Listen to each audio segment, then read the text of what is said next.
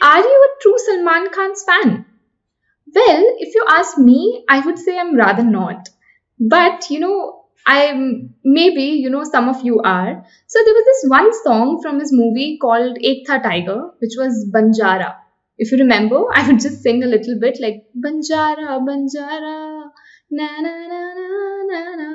Yeah, so ever thought like, have you ever wondered who a Banjara is? Or you were just, busy listening to the song and never thought about what the lyrics actually meant? Well, hello guys. This is Janvi here, your history educator on Study Room. And today we are going to talk about these Banjaras in our chapter 5th, that is Pastoralist in the Modern World. So, this chapter, and I hope you're really good and you're having an amazing week. Okay, so, just to give you a gist of the chapter, so this chapter actually discusses nomadic pastoralists. So, who are nomads? That is a Banjara. So, nomads are those people who do not live in one place, but they move from one area to another to earn their living or, in search of pastures. So, in this chapter, you also read, like, apart from this, in this chapter, you're also going to read about how pastoralism has been influential in societies like India and Africa, then the way colonialism impacted their lives, like, the lives of these tribal communities, then how they have actually coped up with the pressures of modern society. So, this is all we are going to read in the chapter. So, the chapter will firstly focus on India and then on Africa. Okay, so let's just begin. So, first of all, as I told you, that Banjara. So, who are nomadic pastoralists? So, in the modern scenario, we still come across nomads. It's not like they don't exist now. We still come across nomads and nomadic communities around the world who have no permanent houses. So, among all the nomads, there is this one such type which is called pastoral nomads. Okay, so among the nomads, there's this category called pastoral nomads. So there are nomads, and under this, there is this one type called the pastoral nomads. So, these pastoral nomads, who are they? So, these pastoral nomads, these are the cattle herders. And they roam around in search for pastures for their cattle. So, let's see, so as you can see over here on the slide, so the goat, sheep, or cattle farmers or the herders, they are known as pastoralists, while nomads in general, they are people who do not live in one place, but they move from one place to another in search of pastures or to earn their living. So in this chapter, firstly, we are going to see that how the movements of pastoralists change based on the regions they lived in. Okay, so firstly, we are going to see that how their movements change, like how their movements were affected, okay, based on the regions they were living in. So first of all, we are going to talk about pastoral nomads and their movements, firstly in mountains, then in like on plains, plateaus, and then the deserts. Okay, so there are a lot of tribal communities when we are going to take up these region wise. So first of all, we have in the mountains. So in the 19th century, it was Gujar Bakarwals of Jammu and Kashmir. So start remembering these, tribal communities. Okay, so it was Gujar Bakarwals of Jammu and Kashmir who migrated to the mountains in search of pastures for their animals. So, they are pastoral nomads who move in groups which are called kafila. Okay, so the kafila is important because their movement was called kafila when they used to move in like during summer and winters. So their movements were actually governed by cold and snow. Okay, so do remember these features because that's what distinguishes them from other tribal communities.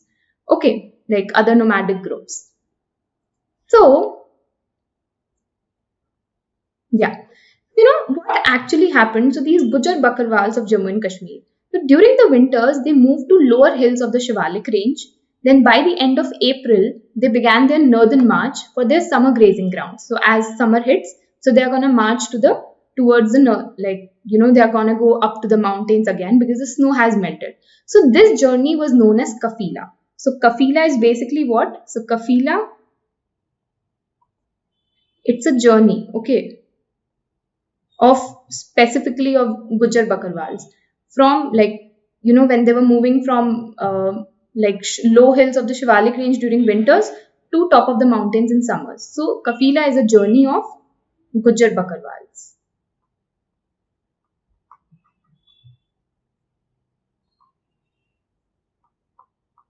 During summers and winters. Okay.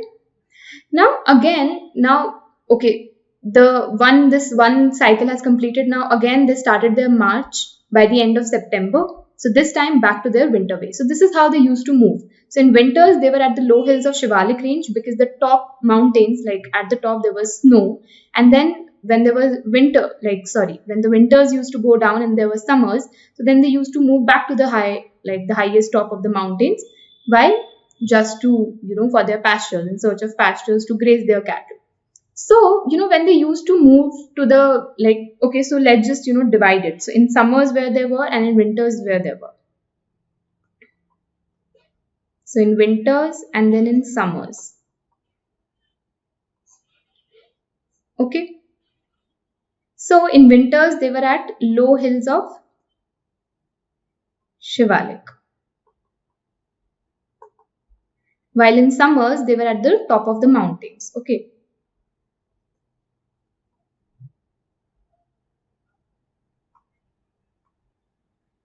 So, when they were in the winters, when they were at the low hills of the Shivalik range, so why did they go there? So, for the dry scrubs. So, dry scrubs, so here it's written dry scrubs. So, these dry scrubs, it actually provided pasture for herds in the winter. So, dry scrubs used to provide the pasture in the winters.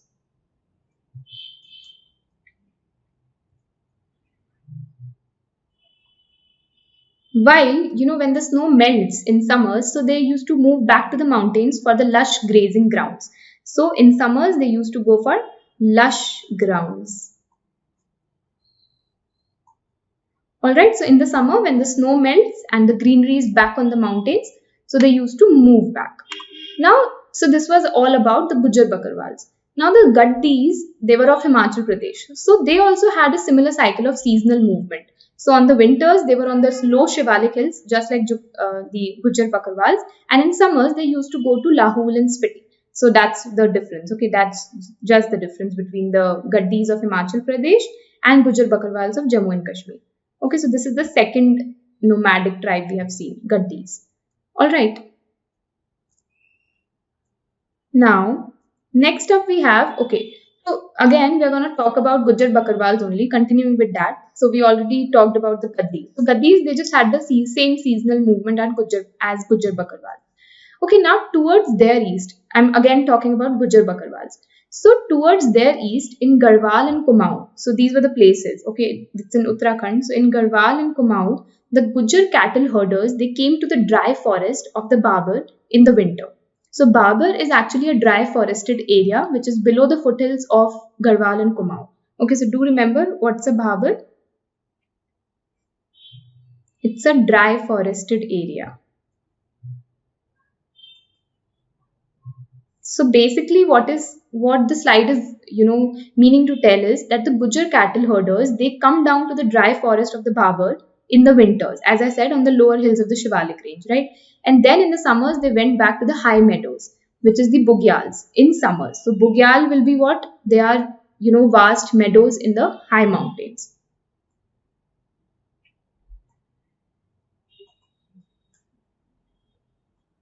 So these are the vast meadows, okay, in high mountains.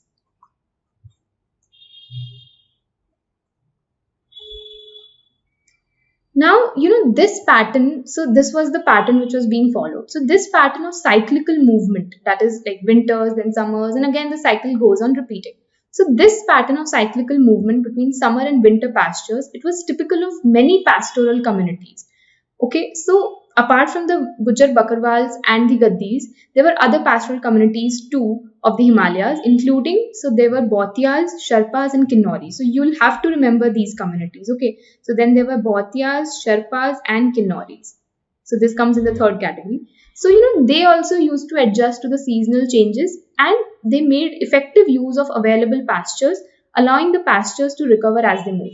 So basically, why nomads are those people, they are actually very calculative. So so nomads are who? So these are those people who are moving from one place to another in search of pastures. Not just that, obviously they are going for pastures, But what they are trying to do, so when they hop onto another land, so the earlier spot they leave it so that naturally it regrows, like it recovers, the vegetation grows back. So that's why they're hopping from one place to another.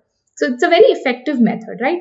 So that's why even like all the pastoral communities, they were allowing pastures to recover as they move on and on.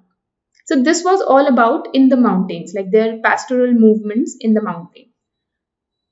So, here are some few of the pictures. So, this is a picture of sheep grazing on the Bugyal. So, as I said, of Eastern Garhwal. So, Bugyal so they are the vast meadows. So, when they used to go in summers back to the atop of the mountains, right?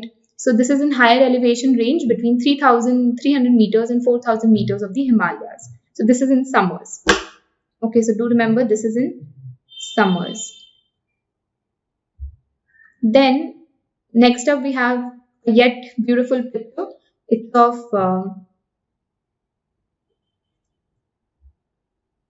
it's a Gujjar Mandap on the high mountains in central Garhwal. So again, during summers, the pastoralists, they used to go to the high mountains once the snow has melted and there is enough greenery. So this is again a picture of the summers.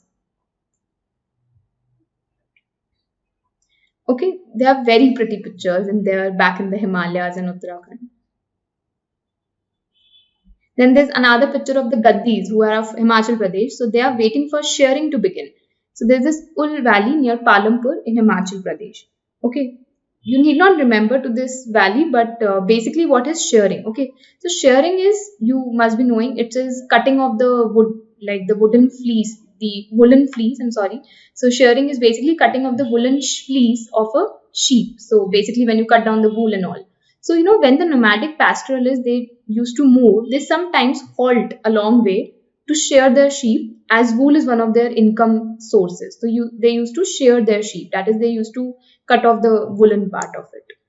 Okay, so shearing was also one of their activities through which income used to come. So, shearing. Okay, so this was all about their movements on the mountains. Now, next up, we have their movements on the plains, plateaus, and deserts. Pastoralists, they were also found in the plains, plateaus, and deserts of India. So, first of all, we have the Dangars of Maharashtra. So, in Maharashtra, the Dangars, they were an important pastoral community who were mostly shepherds, then blanket weavers, and buffalo herders. So, these were their occupation. Okay, so the Dangars of Maharashtra, they were mostly the shepherds, then blanket weavers, and buffalo herders.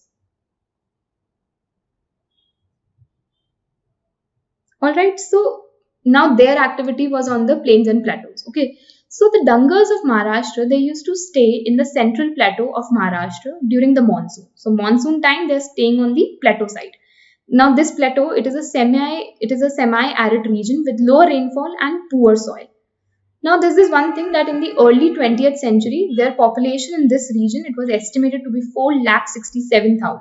So just think that how many of them were there. Okay, now, so basically what is happening that during the monsoon time, so, again, we can write it down. So during the monsoon time, and then we are going to talk about like after monsoon, that is in winters. All right. So during the monsoon time, they are on the central plateau. Why they are on the central plateau? Because there is low rainfall and poor soil. Right now, by October, the Dangars, they harvested their bajra and they moved west towards the Konkan, which is a flourishing agricultural tract with high rainfall and rich soil. So, by October, that is winter is approaching. So basically in winters, they will be where? In the Konkan area. So there it is high rainfall and very fertile soil. Alright, so here the shepherds, they were welcomed by the Konkani peasants. Okay. Now, after the Kharif harvest, so you must be, I think you are aware of Rabi and Harif crops, right? Like whenever the season is. So Rabi crops, they are sown in winter season, right? So just do remember, I'm writing it down over here. So Rabi is in winter season, while Kharif it is in monsoon.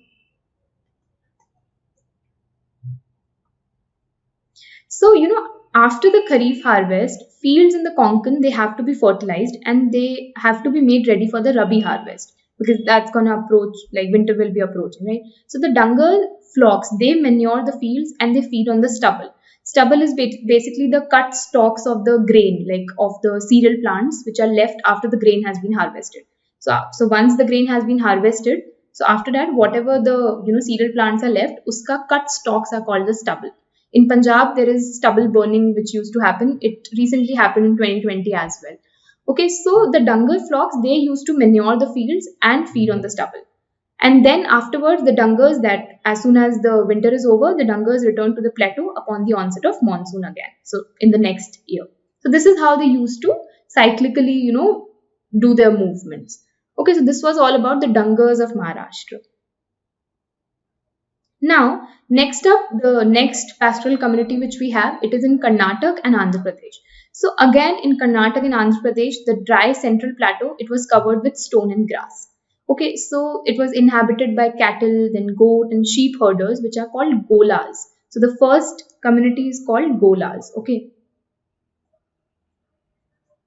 so there is a difference. So there are three communities in the Karnataka and Andhra Pradesh region. First, we have the Golas who herded the cattle. Okay, so these are the ones who herded cattle. Then we have the Kurumas and the Kurubas. Okay.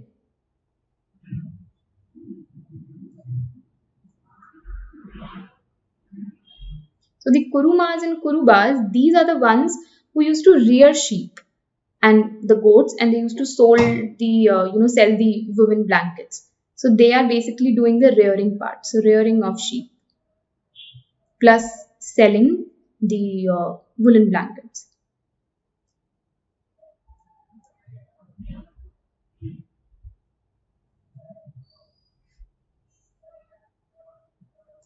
Sorry, not woolen, it's the woven blankets. Okay.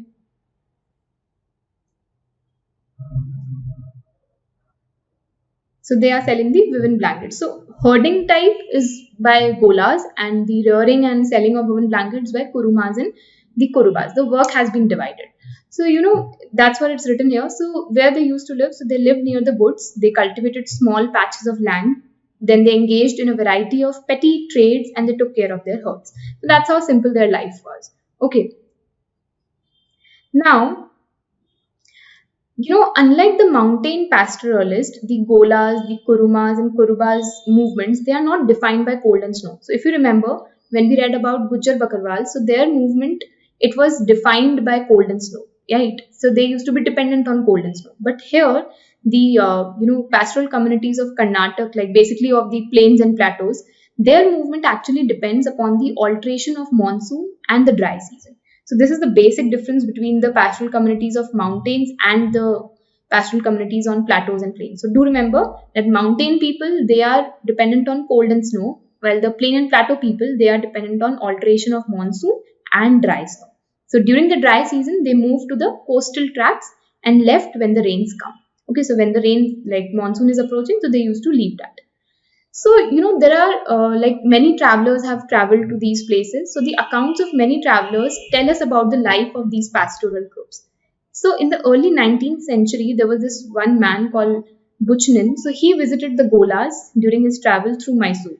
So, in his words, he said that their families in small villages near the skirt, like their families, like there as in the pastoral group's family. So, they used to live in small villages near the skirt of the woods where they cultivate a little ground and they keep some of their cattle selling in the towns the produce of the dairy. Their families are numerous, that is 7 to 8 young men in each being common.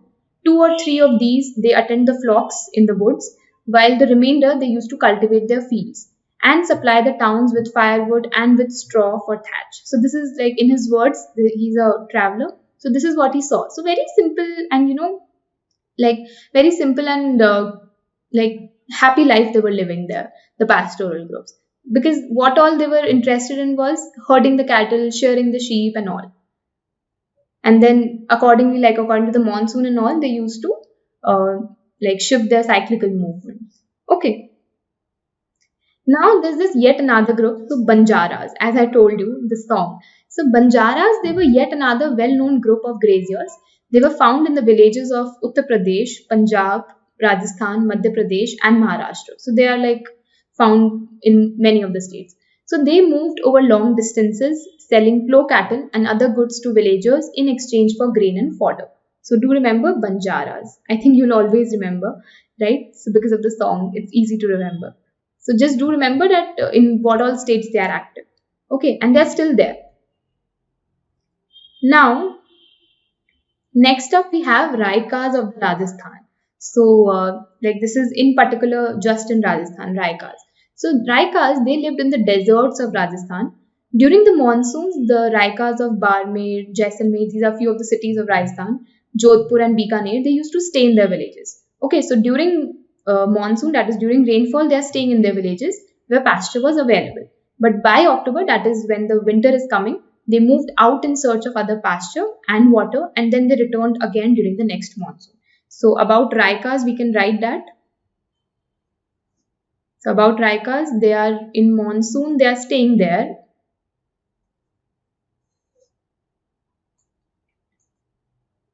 So, in monsoon, they are staying in their villages because pasture is available. While in winters, they move out in search of pasture.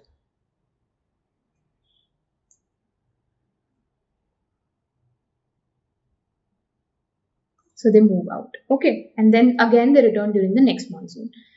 So this was all about the Raikas. Okay. Okay. So, this was all about that how pastoral life was, who are nomads, then a category of nomads is pastoral nomads, and how their movements are based upon the region. That is, in mountains, there are different pastoral groups who are dependent on cold and snow.